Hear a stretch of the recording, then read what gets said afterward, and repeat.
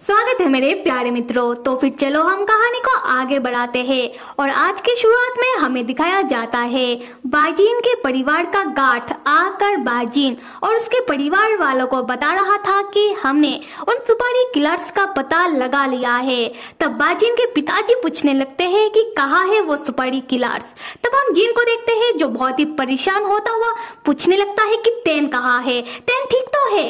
ये सुनकर गाठ मनी मन सोचने लगता है कि क्या मास्टर बाजीन अब ठीक हो चुके हैं। फिर गार्ड बताने लगता है कि उन सुपारी किलर्स ने तेन जी को पकड़ लिया है और तेन जी को ले जाकर हेवेनली माउंटेन में बंदी बनाकर रखा है और उन सुपारी किलर्स ने मांग की है कि वो लोग तेन जी को तभी छोड़ेंगे जब आप मास्टर बाजीन जाकर उन सुपारी किलर्स से मिलेंगे, और वो भी अकेले में। ये सुनते ही जीन बिना कुछ सोचे समझे हेवेनली माउंटेन के लिए रवाना हो जाता है। ये देखकर गार्ड पीछे से आवाज देने लगता है कि मास्टर बाजीन ये उन सुपारी किलर्स का ट्रैप है, आप ऐसे ही मत जाइए। तब बाजीन के पिताजी कहने लगते हैं कि खैर उसे जाने दो। तब बाजीन के माताजी अपने पति से कहने लगती है कि सुनते हो पर जिनजिन का तबीयत तो ठीक नहीं है। तब बाजीन के पिताजी उनसे कहते हैं कि ये तुम्हारे जिनजिन का ही चॉइस है, वो जो भी कर रहा है सोच समझ कर ही कर रहा है। तब हम प्यारे से डोडो को देखते हैं जो अपने डाडा के लिए फिक्र करता हुआ अपने ग्रैंड माँ से कहने लगता है कि ग्रैंड माँ डाडा ठीक तो होंगे ना, मुझे डाडा को देखना है। तब डोडो की ग्रैंड माँ कहती है कि डोडो मेरा प्यारा बेटा, तुम अगर अच्छे से रहोगे तो तुम्हारे डाडा बहुत जल्दी ही वापस आ जाएंगे। डोडो कहता है ठीक है। अगला सीन हेवेनली माउंटेन का है जहां हम देखते हैं कि उन सुपारी किलर्स ने तेन को बांधकर एक पेड़ से लटका रखा है। हम तेन को देखते हैं जो मनी मन सोच रहा था कि अब उसे क्या करना चाहिए, क्योंकि इन सुपारी किलर्स भाई साहब लोगों ने इस माउंटेन के चारों ओर एक ऐसा फॉर्मेशन तैयार किया है जिससे तेन की शक्तियां काम नहीं कर रहा। उसके बाद तेन उन सुपारी किलर्स से कहने लगता है कि और सुपारी किलर भाई साहब, अगर तुम लोगों में हिम्मत है तो आकर मुझसे लड़ाई करके दिखाओ, ऐसे बुज़दिलों की तरह तुम लोगों ने मुझे बांध कर क्यों रखा है। तब एक सुपारी किलर तेन से कहने लगता है कि थोड़ा शांत रहो, देखो हमारा तुमसे कोई दुश्मनी नहीं है बल्कि हमारे निशाने पर तो बाजीन है। तब तेन पूछता है कि इसका मतलब तुम लोगों का दुश्मनी बाजीन से है, पर ऐसा क्यों। तब दूसरा सुपारी किलर कहता है कि देखो तुम हमसे ज्यादा सवाल मत पूछो और मुझे लगता है कि तुम्हें इसका जवाब हमसे ज्यादा अच्छे से पता होगा। तेन कहने लगता है कि हाँ मुझे पता है कि बाजीन ने हद पार कर दी है। बाजीन जिस तरीके से उन रंगीन गलियों में जा जाकर लड़के और लड़कियों के साथ फ्लर्ट करता फिर रहा है, ये उसे बिल्कुल शोभा नहीं देता।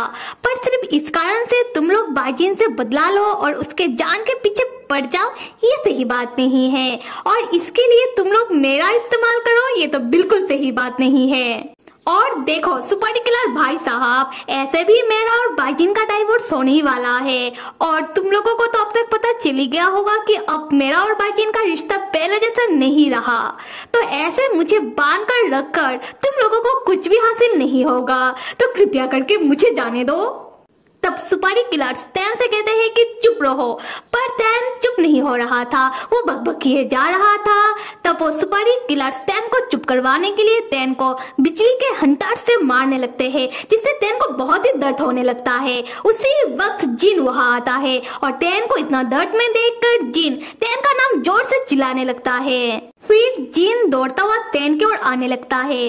दूसरी तरफ हम सुपारी किलर्स को देखते हैं जो तेन को बता रहे थे कि तेन के वजह से ही बाजीन ने सबके सामने चिंबी से अपना रिश्ता तोड़ दिया और तेन के वजह से ही उन लोगों की प्रिंसेस चिंबी सबके सामने एक मजाक बनकर रह गई। खैर अब तो बाजीन ने तेन से भी अपना रिश्ता तोड़ दिया, इसीलिए वो लोग अब तेन को कोई दर्द नहीं पहुंचाना चाहते हैं। तेन बस थोड़ी देर चुप रहे, वरना वो लोग अपना माइंड चेंज कर देंगे। खैर तेन तब जिन को अपनी ओर दौड़ता हुआ आता देख लेता है और तेन चिल्लाता हुआ जिन से कहता है कि जिन यहाँ मत आना, इन सुपारी किलर्स भाई साहब ने यहाँ फॉर्मेशन तैयार करके रखा है। पर जिन तेन का बात नहीं सुनता और वो तेन की ओर आने लगता है। उसी वक्त जिन उस फॉर्मेशन के ट्रैप में फंस जाता है। जिन तब उस फॉर्मेशन से बाहर निकलने की कोशिश करने लगता है। तब वो सुपारी किलर्स जिन के सामने आते हुए कहते हैं कि कोशिश करना बेकार है, हमने खास करके तुम्हारे लिए ही इस फॉर्मेशन को तैयार किया है। फिर सुपारी किलर बाजिन से कहने लगते हैं कि बाजिन, हमें लगा नहीं था कि तुम तैन के लिए यहाँ चले आओगे, तो क्या हम ये समझ ले कि तुम अभी भी तैन से प्यार करते हो? तो फिर हमारे प्रिंसेस चिनबी का क्या होगा? तुमने इतने दिनों तैन के साथ बिताने के बाद तुम अभी फिर से हमारे प्रिंसेस चिनबी के पास वापस आ गए हो और हमारी प्रिंसेस ने भी खुशी खुशी तुम्हें अपना लिया है। उसके बाद तुम क्या कर रहे हो? तुम हमारी प्रिंसेस चिनबी को अनदेखा कर कर बाकी इधर उधर की लड़कियों के साथ जाकर अय्याशी करते फिर रहे हो। तुम जैसा घटिया आदमी को जिंदा रहने का कोई हक नहीं है। जिन तब उन सुपारी किलर्स की बातों को इग्नोर करता हुआ अपनी बात कहता है।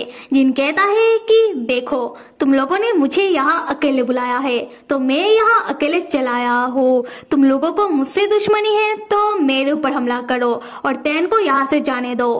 तब हम तैन को देखते हैं जो चौंक कर मनी मन सोच रहा था कि ये जिन बाजिन की तरह बातें क्यों कर रहा है। तब सुपारी किलर जिन से कहते हैं कि अच्छा, तो तुम्हारे ऊपर हमला करूं और तैन को यहाँ से जाने दो। एक काम क्यों नहीं करते हो कि तुम खुद ही खुद के ऊपर हमला करो और खुद की ही जान ले लो।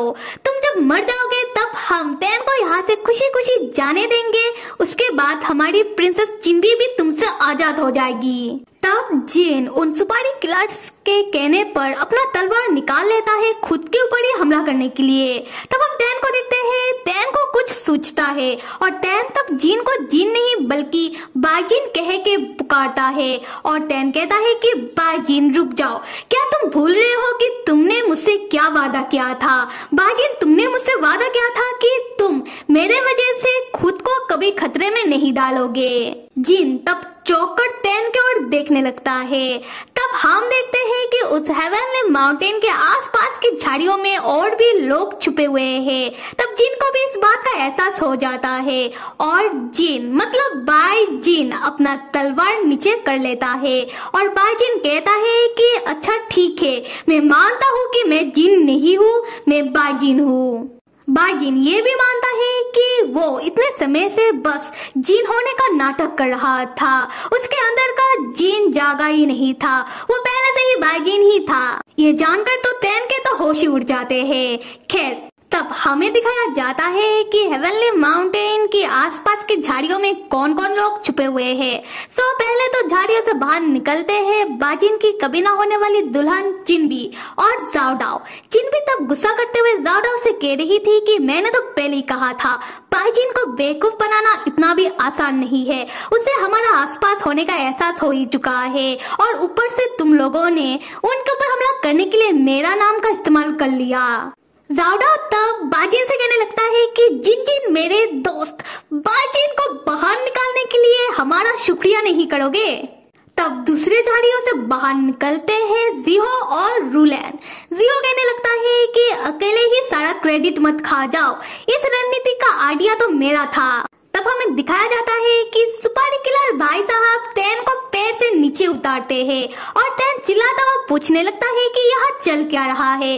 रणनीति, इसके बारे में तो मुझे किसी ने कुछ नहीं बताया। तब सुपारी किलर तैन को बताने लगते हैं कि राक्षसों के महाराज, हम कोई सुपारी किलर भाई साहब नहीं है, बल्कि हम तो एक्टर्स हैं और हम आपके दोस्तों के कहने पर ही सुपारी किलर होने का एक्टिंग कर रहे थे और अगर आपको बाकी बातों के बारे में जानना है तो अपने दोस्तों से पूछ लीजिएगा।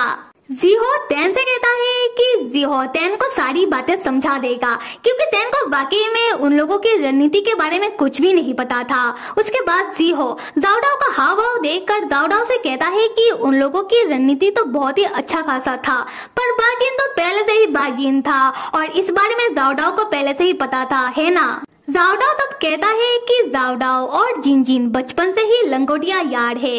तेन एक बार के लिए बाजिन से बेवकूफ बन सकता है, पर जाओडाओ कभी नहीं। जाओडाओ ने जब दूर से जिन के ऊपर नजर रखा तभी वो समझ गया था कि वो जिन नहीं बल्कि उसका दोस्त बाइजिन ही है। जाओडाओ ने किसी को ये बात इसलिए नहीं बताई क्योंकि जाओडाओ नहीं चाहता था कि सब जाकर डायरेक्टली बाइजिन से सवाल जवाब करने लगे और बाइजिन को शर्मिंदगी हो। जाओडाओ तो बस ये चाहता था कि बाइजिन खुद अपने मुंह से कबूल करे कि वो ही बाइजिन है। ज़िहो फिर भी जाओडाओ के ऊपर गुस्सा करने लगता है क्योंकि जाओडाओ जानबूझकर झाड़ियों से हलचल कर रहा था बाइजिन को उन लोगों के होने का एहसास दिलाने के लिए। और इस बारे में ज़िहो बहुत ही गुस्से से जाओडाओ से पूछता है। तब जाओडाओ बताता है कि उन लोगों के कारण बाइजिन के सच में खुद के ऊपर हमला करके खुद को कोई नुकसान न पहुंचा दे, इसीलिए जाओडाओ ने ऐसा किया। फिर जाओडाओ कहता है कि खैर जो भी हो, ऐसे नहीं तो वैसे उन लोगों का रणनीति तो कामयाब हो गया और अंत भला तो सब भला। पर फिर भी जिन भी जाओडाओ से कहती है कि गद्दार के ही के। दूसरी तरफ हम तेन को देखते हैं जो रस्सियों को तोड़ता हुआ बहुत ही गुस्से में खड़ा होता है और कहता है कि तो फिर जिन चला गया और बाइजिन फिर से जाग गया है ना। तब बाइजिन अपने नजरों को झुकाता हुआ कहता है कि वो शुरू से ही बाइजिन ही था। तब तेन पूछता है कि तो तुमने मुझसे झूठ क्यों कहा। बाइजिन कोई जवाब नहीं देता।